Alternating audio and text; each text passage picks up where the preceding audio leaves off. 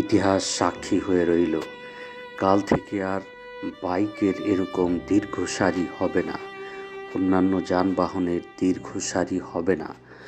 কেন হবে না? কারণ এতদিন যে নাটক হয়েছে, সে নাটকের শেষ পরিণতি আজ আমরা দেখতে পেয়েছি।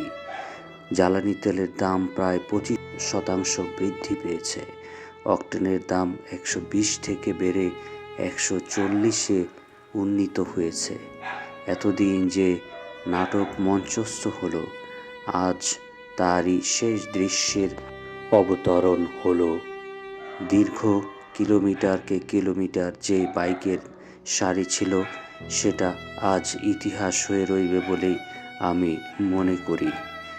এই ইতিহাস রচনার জন্য আমরা আজ এই দিনটির অপেক্ষায় ছিলাম।